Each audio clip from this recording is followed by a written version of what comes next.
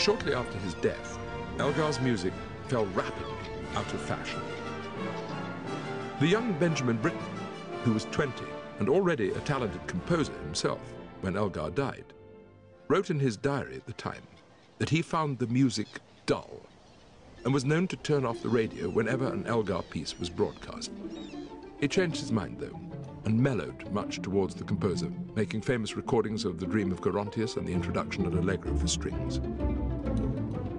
Britten was born in 1913, and like Elgar was hugely influenced by the place where he was born and spent his formative years. England's Suffolk coast, with its hardy fishing villages tenaciously battling the easterly elements year in and year out, resonates through much of his music. Britten was constantly drawn back to the landscape of his youth. In the mid-1930s, he converted an old mill in the village of Snape, not very far from the coast he loved so much. By now, he had found a partner in both life and music, the tenor Peter Pears, and the two would remain together until Britten's death.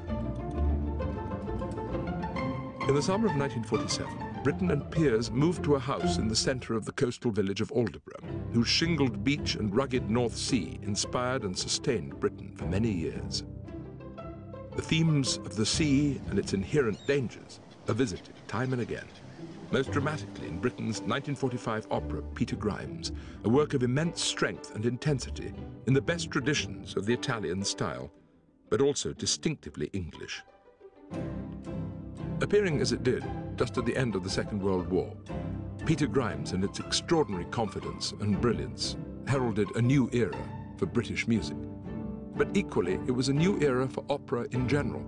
Britain's operas are the most performed of all post-war operas across the world.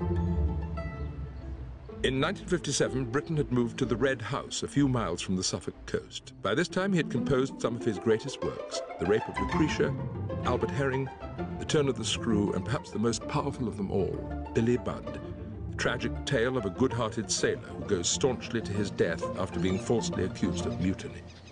In the opera world, Budd is unique in having no female voices at all. His final masterpiece, Death in Venice, had its premiere in 1973. Today, the Red House is the home of the Britten Pears Foundation, which is part museum, part educational facility.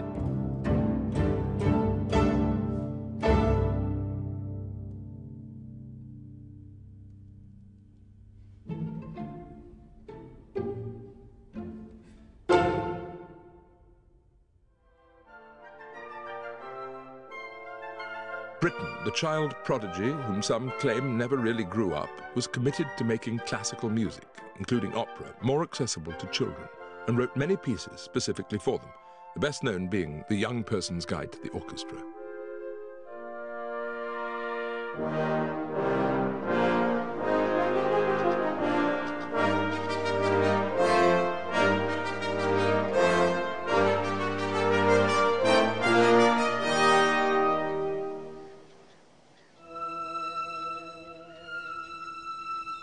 Benjamin Britten's affinity with the sea is celebrated by a hauntingly beautiful sculpture set dramatically on the beach at Aldeburgh, where it's constantly besieged by the tides and gales which are so often depicted in his music.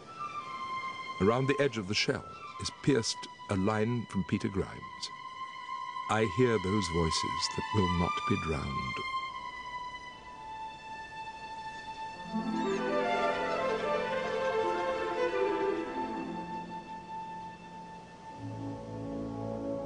Britten's own voice fell silent in the early hours of December the 4th, 1976, dying peacefully in the arms of Peter Pears.